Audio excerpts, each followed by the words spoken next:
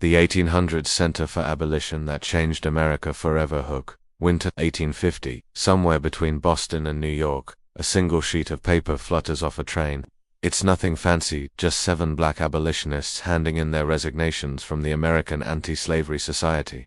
But this isn't a meltdown, it's a detonation. In one blow, the biggest reform engine in the US cracks clean in two. The shockwave rattles everything from women's suffrage to public school desegregation. Stick around for the next 10 minutes, and you'll see why a tiny coastal town printed the real blueprint for civil rights, while Washington was still figuring out how to button its collar. Intro. So imagine stepping off a creaky stagecoach in Lynn, Massachusetts, in the 1830s. The place is barely 10,000 souls, yet the streets are buzzing. Printers, preachers, teachers, and fugitives all jostle each other on the same wooden sidewalks, yelling about ending slavery, giving women the vote, and packing every kid black, white, immigrant into the same classroom. That roar, that's a country rebooting itself. Lynn wasn't just on the map. For a moment it was the map. The Anti-Slavery Society here helped publish The Liberator, which, despite a modest circulation of about 3,000, had a massive impact. Its message reached subscribers across the North and was slipped south, influencing a generation and laying the groundwork for the first national women's rights. Power. 1 clapboard building, 1 hand crank press, 3 revolutions, Santa slavery, suffrage, public schooling sharing the same pot of ink. Section 1. The Hub. Let's walk the block. In a buzzing print shop, William Lloyd Garrison is pacing holes in the floorboards, waving a fresh proof that calls the Constitution a covenant with death. Downstairs, Frederick Douglass, still technically another man's property, leans over the same table, correcting galleys of his memoir between speaking gigs. Across the street, the Lynn Female Anti-Slavery Society stuffs envelopes for women's property rights while the kettle boils. They're all broke, all furious, and they're splitting the same These folks aren't polite allies at separate desks. They're roommates in one rented office, figuring out how to free familiar people and get their own wives a decent salary to boot. Cheap rent, plus a Quaker meeting house that already hid black sailors and runaway wives, made Lynn the place where causes collided. Section 2. Garrison vs. Douglass. The breakup for 10 years.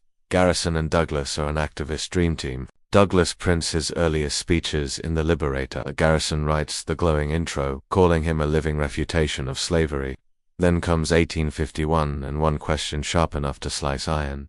Is the Constitution a worthless scrap, or a crowbar to pry slavery apart? Garrison says burn it. Douglass says wield it. Their breakup isn't whispered backstage, it's screaming headlines delivered by the same Lynn post office. Subscriptions hemorrhage. Women's groups pick sides. Even the Temperance League has to choose a mailing list. The feud turns the print shop into a 19th century comment section.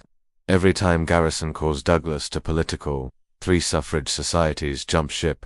Every time Douglass calls Garrison unrealistic, another school board threatens to expel black kids. 1 ideological divorce, 5 movements caught in the crossfire. Section 3. Women's rights moves in. While the guys are shouting, the women take the lead. The activism buzzing in Lynn helps fuel the first National Women's Rights Convention in Worcester, Massachusetts, in 1850. It's planned by members of the Anti-Slavery Society, proving the movements were deeply intertwined. Why, they're already licking stamps for emancipation petitions. Adding votes for women costs 0 extra postage. Every envelope heading south now carries intertwined demands. End slavery on page 1.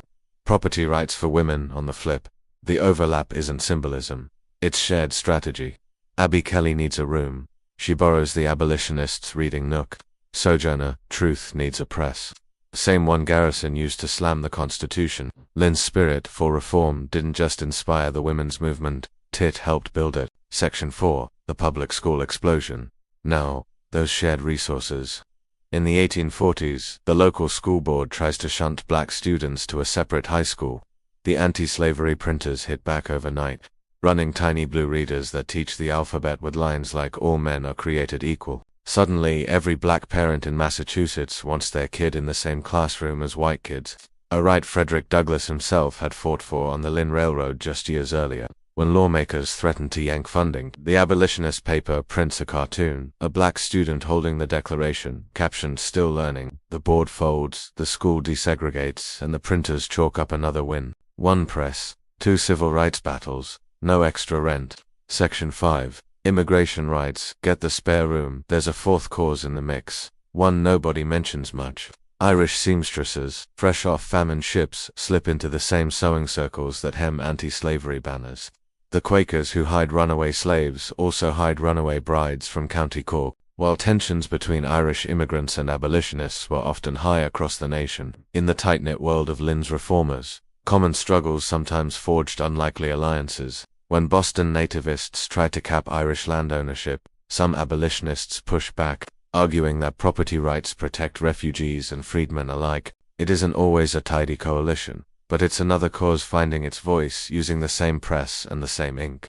Conclusion, so here's the short version. One small town, a handful of printers, 5 movements, and a coffee pot that never quit. Lynn's abolition hub didn't merely fight slavery, it stumbled into the coalition playbook we now call civil rights. Petitions that freed millions also landed women in lecture halls, black kids in classrooms, and Irish seamstresses into the debate on property law. If you're keeping score, the real blueprint for modern America was drafted in Philadelphia. 'Twas typeset in a back room while the abolitionists yelled over each other. Want the next episode? Stick around for how that same shop hosted the first transatlantic women's rights telegram.